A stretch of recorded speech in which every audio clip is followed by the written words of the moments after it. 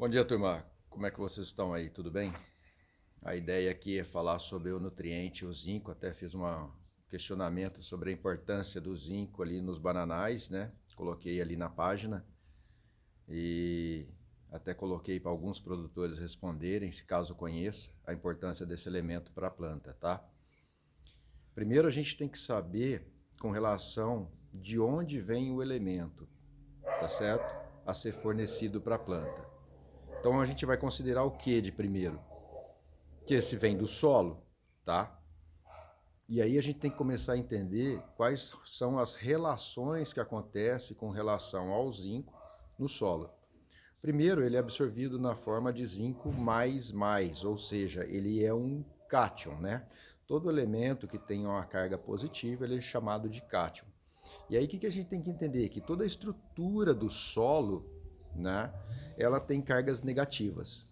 Então, o que acontece? Quando eu coloco um elemento que é um cátion, seja ele um zinco, um manganês, um potássio ou um cálcio, que são todos eles com carga positiva, a tendência dele é se ligar à estrutura do solo, que é carga negativa, uma argila, por exemplo, né? Que tem as cargas ali, que ele é negativo com positivo, vai ser atraído, tá ok? Negativo com negativo, ele fica mais na solução do solo, né? Porém, se der uma chuva muito pesada, a tendência é ser lavado. Tá ok? Então a gente tem que começar a entender como que funciona o elemento no solo, tá? Então a gente faz a análise, né, do solo e a partir dali a gente vai fazer o quê? Essa interpretação, tá ok? E uma das coisas que a gente observa bastante é com relação ao pH no solo. Então, se eu tenho um solo com pH mais baixo, mais ácido, eu tenho uma maior disponibilidade dos micros. O zinco, o manganês, né? O ferro, tá ok? Só que o que acontece? A gente não quer um pH ácido. Nós queremos um pH em cloreto de cálcio por volta de 5,5 a 6 ali, tá certo? Então, para a gente colocar esse pH nessa situação, a gente coloca calcário. E nos bananais, o calcário ele é feito o quê? Em superfície, né? Ele é feito em superfície. E o que acontece aí? Eu tenho aquela faixa ali de 5 a 10 centímetros, geralmente, com um pH mais elevado. E isso faz com que a disponibilidade do micronutriente, no caso o zinco também, caia, tá certo? Então a gente tem que estar muito atento a esses fatores, tá ok? Uma outra coisa que acontece com o zinco, além do calcário, quando eu coloco cai a disponibilidade, está ligado à concentração de fósforo no solo.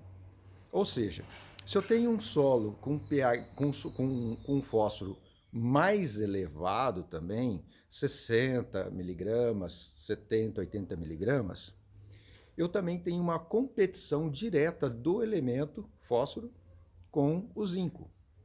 E como o fósforo a gente trabalha em grande quantidade no solo, né? E o zinco é micro, é uma pequena fração, esse se torna muito prejudicado na relação da absorção pela planta, tá certo? Então esses dois fatores interferem muito com relação ao resultado de absorção, no caso da banana, tá ok? Levando em consideração esses parâmetros, uma outra coisa importante, tá? Para que serve o zinco dentro da minha planta? Para que serve? O zinco ele é um elemento muito importante para crescimento apical, ou seja, pontos de crescimento, seja ele uma vela nova que está saindo ou sistema radicular. E ele é muito importante para a formação de raízes secundárias e radicelas, que são aqueles pelos que estão ligados à absorção de água e nutriente. Tá ok? Então vamos lá. Então o zinco, ele também, ele é muito importante para a constituição de um aminoácido que chama triptofano. E esse aminoácido triptofano, ele é um precursor de ácido indol acético, que é o chamado AIA. Tá, Humberto, o que é o AIA? O AIA nada mais é que uma auxina, que é justamente esse hormônio de crescimento, tá ok? Que atua nos pontos apicais, como eu já disse, tanto no crescimento da parte aérea, de uma vela, ou na parte do sistema radicular, tá ok? Então, uma outra coisa que é importante quando a gente está falando em sistema radicular, tá? O zinco, ele tem pouca mobilidade no solo, pouca mobilidade. Então, o que ele depende? Ele depende de uma certa interceptação radicular, com que a raiz também desenvolva, cresça e eu consigo absorver no maior espectro aquele micronutriente que está ali. Tá ok? Tá, então vamos lá. Então nós temos aí o pH, concentração de fósforo, e uma coisa fundamental. Nós temos aí nas nossas regiões compactação de solo.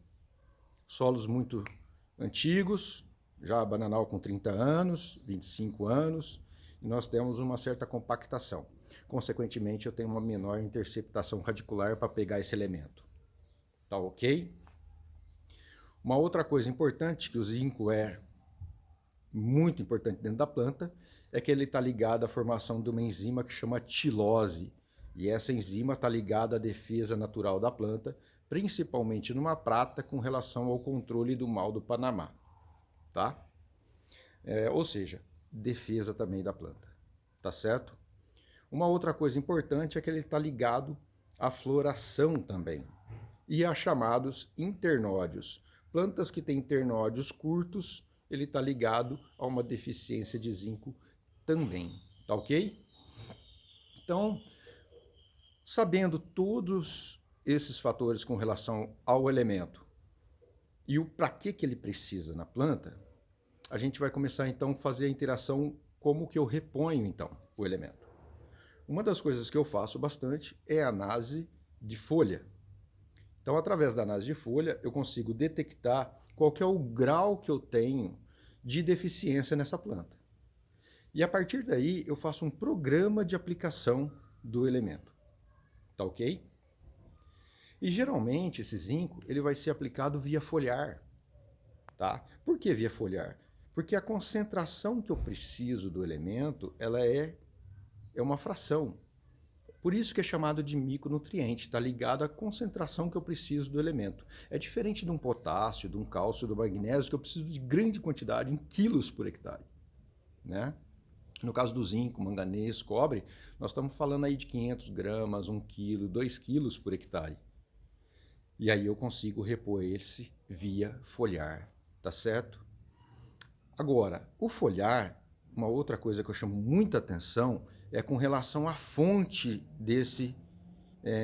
do zinco, por exemplo. Ele é um sulfato de zinco, ele é um cloreto de zinco, ele é um carbonato de zinco, né? Um óxido de zinco, desculpe, aliás, né? Que é o elemento que eu prefiro como fonte, seriam os óxidos. Primeiro, pela segurança.